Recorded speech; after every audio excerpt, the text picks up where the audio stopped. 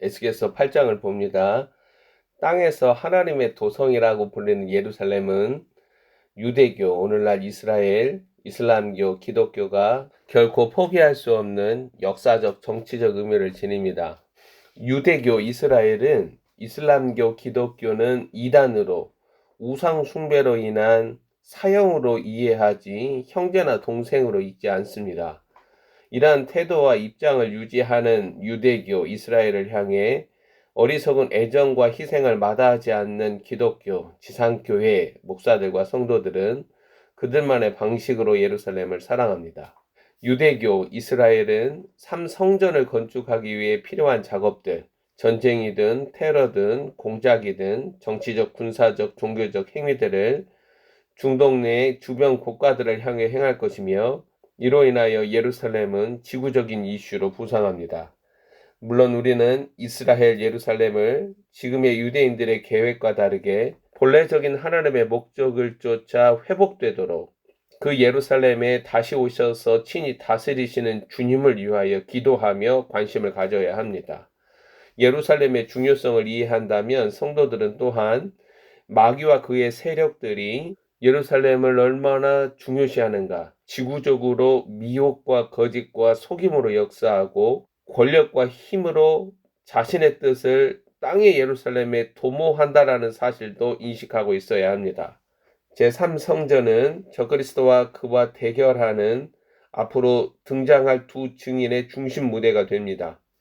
구약 예언서나 신약 마지막 주 예수 그리스도의 계시 요한계시록에 이르도록 예루살렘에 관한 미래적인 전망과 약속들은 즐비합니다. 예루살렘의 중요성은 결코 희석되지 않는다라는 말이에요.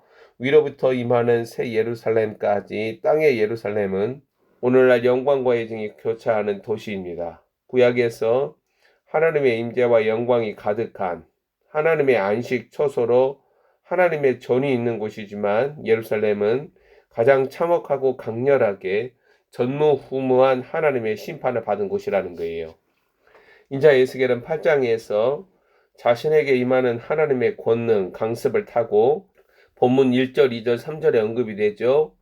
끔찍하고도 처절한 하나님의 심판이 휩쓸고 간 예루살렘의 실상을 적나라하게 고발합니다. 하나님의 도성에서 종교 본산지로 전락한 곳에 하나님의 백성이라고 불리는 자들이 솔로몬이 건축한 예루살렘 성전에서 무슨 짓을 하였는가? 에스겔의 영은 목격합니다. 8장에서 무서운 사실은 만군의 주 여호와 하나님의 눈과 손은 박살나버린 예루살렘일지라도 끝까지 붙들고 있다라는 것입니다. 예루살렘과 연결된 남녀노소, 그들의 영적 실상에 고스란히 묻어나는 삶을 만군의 주 여호와 하나님은 가증한 것들로 말씀합니다. 예루살렘은 거룩한 주 하나님의 이름을 끌었으면서도 온갖 가증한 것들, 음료로 드러납니다. 하나님의 영이 깃들 수 없는 예루살렘은 종교 본산지로 하나님 나라 대척점에 놓이게 됩니다. 인자 에스겔은 그발강가 강제 노역장에서 조우한 하나님 그리스도를 경험하면서 눈과 귀가 열려 그 실상을 보고 알게 됩니다. 그가 1절에서 밝히는 날짜와 장소 그리고 함께한 자들 가운데 하나님의 영이 임하는 자는 분명 그 세대에 주가 마련하신 하나님의 그릇입니다. 이러한 하나님의 그릇들은 종교 본산지로 드러나는 예루살렘을 향한 하나님의 심판이 동시에 하나님의 집으로부터 일어나는 심판과 징계를 감정적, 일시적, 돌발적인 행위가 아니라 합리적, 논리적, 필연적으로 이해합니다. 대한민국도 예외 없이 나라들과 민족들이 드러내는 땅의 현실에 그 행한 대로 갚으시는 인과응보라는 신학적 논리가 흐릅니다. 모든 인생도 예외가 아닙니다. 사망과 죄 아래 거하는 자들에게 하나님의 심판은 자리 잡고 있습니다. 세상과 지상교회 성도들, 목사들을 향한 하나님의 심판은 편파적이지도 않고 기울어지지도 않습니다. 에스겔 8장은 솔로몬의 타락만큼이나 인간의 지은 성전, 가증한 것이 되어버린 예루살렘의 실체가 폭로됩니다. 본문 3절에서 에스겔을 공중부양하듯 잡아 끌고 이동하시는 하나님의 영은 그에게 안뜰로 들어가는 북향한 문에서 질투의 우상과 마주하게 합니다. 이 시작으로부터 11장까지 에스겔은 영으로 홀로 보고 듣고 부르짖습니다. 주께서 열어주셔서 눈과 귀가 하나님의 일들과 계시에 폭격당하면 황홀경에 취하기보다는 하나님의 슬픔과 고통에 민망해지며 근심하게 됩니다.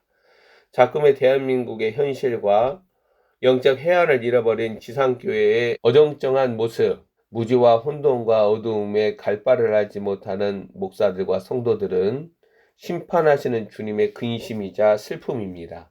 여전히 교회 세상 안에 마치 본문 3절이 언급하는 우상의 자리와 같이 자리 잡고 있는 불의와 악과 구습이 하나님의 영이 그리스도의 비밀을 드러내지 못하도록 다스리고 있는 것입니다. 본문 3절에서 에스겔은 예루살렘 성전에서 한 켠을 차지한 우상의 자리로 마귀가 지배하는 현실을 아세라 목상, 질투의 우상으로 보게 됩니다. 아세라 목상을 이스라엘 장로들 중심으로 세웠다라는 사실은 유대 백성들이 하나님의 이름을 부르면서도 장기적인 우상 숭배를 결의하였다라는 증거입니다. 본문 6절은 제단문 어교에서 일어난 가증한 일이 나로 내 성소에서 멀리 떠나게 만든다는 하나님의 목소리를 드러냅니다. 북향의 문은 전통적으로 하나님의 심판이 오는 길이자 하나님의 순찰자들의 방문을 받는 곳입니다. 이 길목에서부터 예루살렘은 하나님이 안식하는 처소가 아니라 종교분산지로 우상 숭배를 행하며 주 여호와 하나님을 향하여 가증하게 악을 행합니다. 거룩하신 하나님의 질투, 분노와 진노를 일으키는 우상, 아세라 목상을 세워두면서 그들은 사실 제사와 절기와 예식을 조롱합니다. 오늘날 지상교회들이 예배와 찬양을 기독교 종교의식으로 반복하면서 여전히 우상 숭배와 같은 탐심과 자아의 욕망을 그들의 공동체에서 걷어내지 못하고 있다면 그것은 에스겔이 영으로 본 우상의 자리라는 가증함에 불과합니다. 주님은 우리의 외모를 보지 아니하시고 중심과 진실을 보시고 아십니다. 부상하는 적그리스도 재생 로마 제국의 질서에서 짐승의 표 666을 받는다면 그 일은 자신의 중심과 진실이 드러난 행위입니다. 그러한 자들은 주의 이름을 부르면서도 실제 가증한 자에 불과한 것입니다. 교회라고 불릴 수 없는 종교 본산지에서는 이와 같은 우상 숭배를 걷어내지 않기 때문에 장로들과 성도들은 종교 바벨론에서 가인의 길을 걷습니다. 이후 에스겔에게 진실을 알리시는 여호와 하나님의 증거는 더 충격적입니다. 본문 6절 하반절은 다시 다른 큰 가증한 일들을 목격하게 되리라고 증거하고 있습니다. 인자 예수 그리스도께서 여우도 새도 쉴 곳이 있음에도 자신은 머리 둘 곳이 없다고 말씀하심은 하나님 아버지의 슬픔과 근심을 나타내는 것입니다. 솔로몬 성전에서도 이러한 고통과 슬픔을 당하신 여호와 하나님 그리스도는 다시 헤롯 성전 예루살렘에서 대제사장들, 장로들, 서기관들, 바리새인들의 가증한 죄악으로 에스겔서 8장, 9장, 10장, 11장의 증거를 다시 성취하십니다. 다시 다른 큰 가증한 일은 본문 7절 이하 뜰문에 이르러 담을 헐어버린 후에 나타난 사건입니다. 9절, 10절, 11절, 12절을 읽어봅니다. 에스겔이 목격한 진실은 이스라엘의 장로들 가운데 70명이라는 리더들이 사방벽에 온통 가증하고 더러운 것들을 새겨놓고 이겨제의를 방불케 하는 우상 숭배에 몰입하고 있습니다. 남들에게는 공개되지 않은 그들만의 비밀 공간을 만들어 놓고 가증한 이교 행위를 하는 죄악은 오늘날 큰 음녀 바벨론의 잔과 음식에 취한 자들에게서 발견됩니다. 지상교회도 예외가 아니에요. 주 하나님을 영과 진리로 예배하지 않는 자들은 우상을 숭배합니다. 그들만의 은밀한 사교 행위, 가증한 축제와 의식들은 인간이 종교적인 존재라는 사실을 보여줍니다.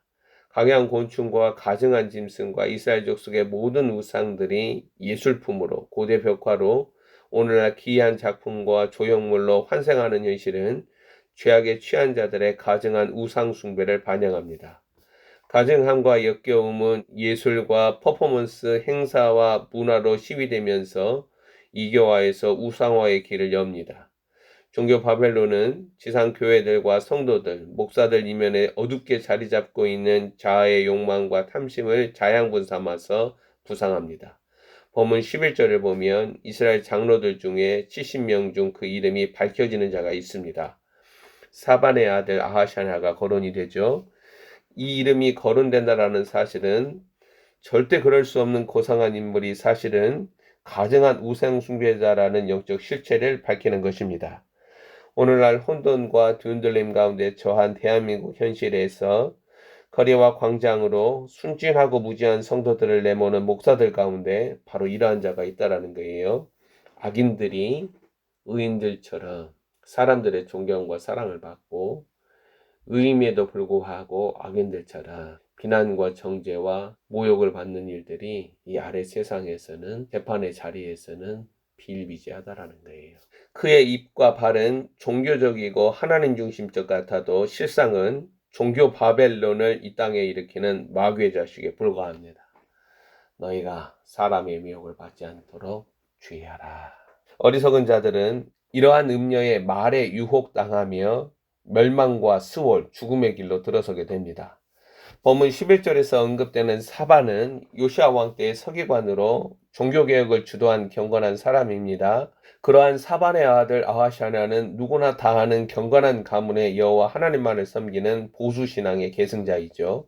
그러나 실상은 이 자가 그 아버지의 신앙과는 다르게 가증한 우상숭배의 우두머리급이라는 거예요.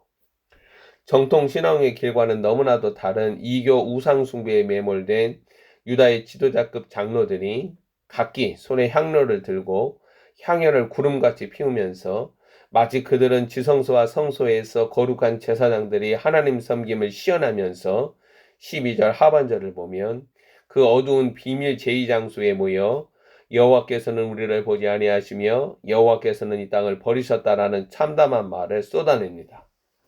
가증한 자들의 입술은 마귀를 닮아 있고 거짓 예언자들의 입에는 더러운 영들이 가득합니다. 그리스도를 알지 못하는 자들은 그의 약속도 그가 마침내 이루실 일들도 전혀 알지 못한다라는 거예요. 하나님 영의 강습이 70장로들 위에 임한 역사적 사건의 의미, 즉 신의 산에 강림하신 주 여호와 하나님과의 언약을 뒤로 내던진 자들이 행하는 말, 본문 12절의 증거가 그 땅의 백성들에게 실질적인 구속력으로 작용한다라는 사실이 비극이라는 거예요. 이후 절을 읽으면 분문에 이르러 단무스를 위하여 애곡하는 여자들이나 여호와의 성전문 곧 현관과 제단 사이에서 약 25명이 행하는 태양 숭배가 그 예입니다. 하나님은 그의 백성을 결코 떠나지 아니하시고 그가 친히 약속하신 땅 그리스도의 구약적 그림을 버리시지 않으세요. 하나님은 여전히 오늘날 유대교 이스라엘에게 약속의 땅 그리스도를 열어주시는 구원의 그림을 쥐고 계십니다. 이스라엘 장로들 가운데 70명이 행하는 죄악은 마귀적이고 리더십의 총체적인 붕괴와 타락을 보여줍니다. 이러한 파탄난 리더십이 오늘날 음녀의 검은 폭풍 가운데 삼켜가는 대한민국발 지상교회의 허리를 휘감고 있는 건 아닌지 근심스럽습니다. 주의 영으로 말미암아 인자 에스겔에게 폭로되는 예루살렘 성전의 큰 가증한 일들은 11장에 나타나는 하나님의 심판을 정당화합니다. 이스라엘 장로들로부터 남녀노소 가증한 일들을 행하는 누구든지 죽임을 당합니다. 시온의 딸들의 타락은 하나님 나라의 붕괴를 알립니다. 왜냐하면 경건한 씨들을 더 이상 기대할 수 없기 때문입니다. 본문 14절을 읽으면 북문에 이르러 여인들이 단무스를 위하여 애곡합니다. 이는 유대 여자들, 즉 경건한 씨를 생산하는 그릇들이 바벨론의 영향으로 지하세계에 내려간 이난나 여신의 배우자 단무스를 위하여 음란한 의식으로 그를 달래는 행위라는 거예요. 경건한 가문에서 자라난 이들은 은밀하게 이교의식에 취하여 있고 여인들은 바벨론 우상 숭배에 빠져 있습니다. 본문 16절을 읽어봅니다. 성전 안뜰에서는 25명이 여호와의 성전을 등지고 낫을 동쪽으로 향하여 동쪽 태양에 예배합니다. 이 장면은 우리나라 대한예수교 장로회가 일본 제국주의 아래 신사참배로 머리를 조아리는 모습을 생각나게 합니다. 하나님이 약속하신 그 땅에 거하는 자들로 인하여 만연해진 죄악, 가증한 일들은 본문 17절이 증거하는 바 그 땅을 폭력으로 채우는 사회적 죄악과 함께 주 하나님의 분노와 심판을 초래합니다. 우상 숭배가 만연할수록 아무리 주의 이름을 부르며 예배와 찬양과 기도 행위를 할지라도 땅에서 일어나는 폭력과 피 흘림은 그치지 않는다라는 거예요. 대한민국이라는 땅에 흘려진 무지한 자들의 피 흘림과 그치지 않는 폭력 이면에 행여 지상교회들과 성도들, 리더십을 행사하는 장로들의 어둡고 은밀한 죄악, 탐욕과 자아사랑이라는 우상 숭배가 녹아있지 않는가 두렵습니다. 주님은 어둠 가운데 행한 일들을 빛 가운데 끌고 나와서 심판하십니다.